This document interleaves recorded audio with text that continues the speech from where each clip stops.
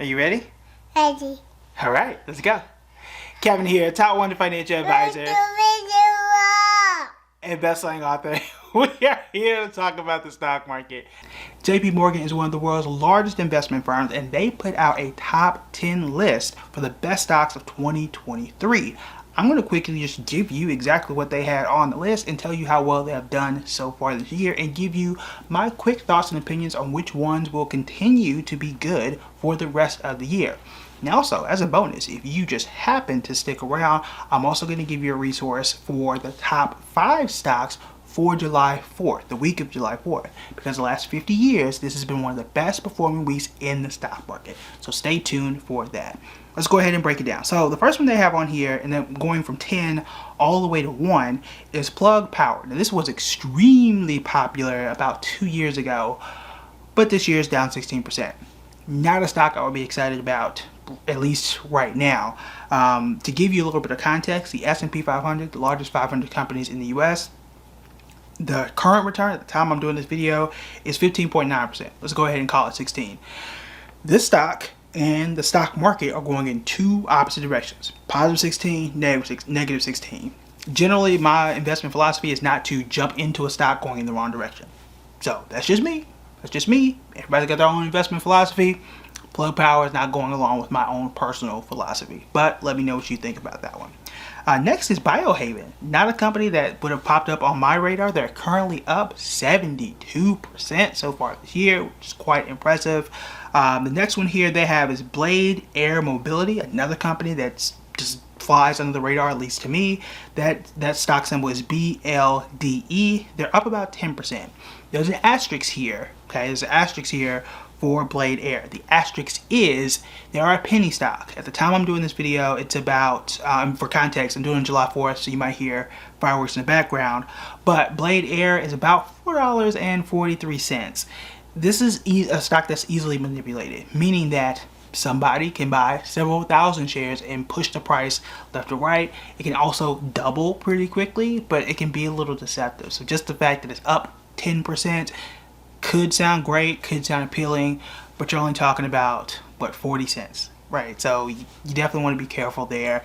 I tend not to buy any penny stocks, any stocks that's $5 or below, for reasons like this. So be very careful if you're going to add that to your list. If you want to learn more about penny stocks and how I feel about them, we have a video on the channel. So definitely go out and check that one. Definitely go and check that one out. Okay, next here we have Cloudflare. This one is a reputable company, at least to me. Their stock symbol is NET, N-E-T. They're up 43% so far this year. I don't need to say much more. Now for me, for those that know, and especially for those in members only, you know I decided to buy Palo Alto Networks, sort of a counterweight to this, kind of its, wouldn't necessarily call it its biggest rival per se, but that's why I went for my new tech stock so far for this year. But Cloudflare, 43%. Definitely one that I would at least circle and have an eyebrow raised for a company like that. Next one here is OneMain Holdings. Their stock symbol is OMF, and right now they're up 31% so far this year. Anything that's over 25% at this point of the year, I want to know about it. Okay, I'm just going to circle, just going to underline it. Doesn't mean I'm going to automatically invest in it, but it is one that I would add to a short list and just poke more at, see what else I need to learn, see if it fits with my portfolio. And again, just make a short list. It's always good to have a watch list because it's going to help you to decide what to invest in and help your research process speed along just a little bit faster. Next here is ChargePoint. That stock symbol is CHPT. Now, I'm just going off of the name and what I've read about ChargePoint in the past. If I'm not mistaken, they are one of the other large charging networks for EVs. Now, they're down right now 8%. I can guess as to why. We've done a little bit of news about Tesla, and they've done a deal with Ford, with Rivian, and GM, and how they are really cornering the market on electric vehicles in that charging network. If you ask me, it sounds like ChargePoint is on the outside looking in. That is why, at least, you know, without looking at it, that would be my guess as to why they're down 8%. Not necessarily a company I really put a whole bunch of faith in, because if other EV manufacturers, especially these large ones like Ford, like GM, like Rivian, are all moving to the Tesla network, and that the Tesla charging adapters and all that kind of stuff, I don't know where ChargePoint or Electrify America and all these other competitors are going to fall in. I don't know. So that's one I would definitely look into to find out that answer if you're going to look into it. But for me, I would just automatically just scratch it off for me. Okay. The next one here is Wizz Air Holdings. They are up 43%. Be a little careful about this one because when I looked it up, it came up with some foreign stock symbols. That doesn't automatically mean it's bad, but it may not trade on the New York Stock Exchange, which is the mainstream stock exchange for those in the U.S. Again, that's not an automatic red flag or anything that's bad, but it may not be available on some of the apps that you may be investing in. So you definitely want to be careful there. You may have to use a different app if you decide to invest in it. So circle that one and see if it's even available for you. Read more about the company first, and then you want to see if it's available for where you are and what investing app you're currently using. The next one here is one we all know. That's Meta. Meta is up 138%. It's the largest return so far on this list, and it's the largest return period on this list. It's going to be hard to beat a stock that's up 138%. The big question is it sustainable? Is this real? Because yes, the return is real, but is Meta doing 138% better than what it was last year? Are they really taking over market share from TikTok? We don't know, right? We don't know. So I'm curious to see how sustainable Meta is. Are they getting more ad dollars in? Is the metaverse investment really working out for them? These are questions I would like the answers to that I don't have, but good call by JP Morgan, because it's hard to find a stock that you think is going to be up by that amount, especially when it was so terrible last year. If I remember correctly, I think Meta lost like 75% last year. So great for Meta, great for JP Morgan for calling this one out. The next one here, and this is two, so we've got this one and one more, definitely surprised me. It's Spotify. Their stock symbol is SPOT, S-P-O-T.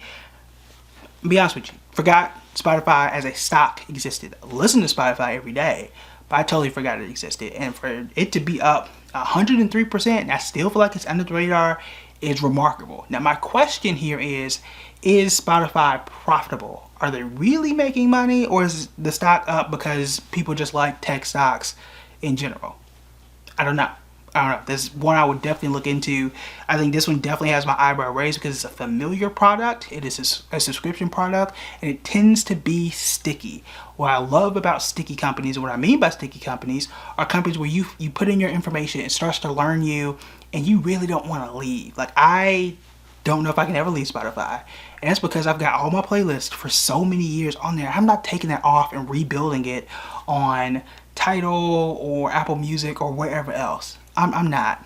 I'm too lazy. I gotta go back to 2014 and get every single playlist I've ever made in the last 10 or 11 years. Y'all tripping. I'm not doing that. I'm stuck. Okay. I think most people are in a very similar boat for whatever music streaming app they're on. So I'd be curious. I would really want to look at their financial statements, listen to their earnings call perhaps, and just see, are y'all really making money? Or is this just kind of caught up in this fervor for artificial intelligence and algorithms and tech in general?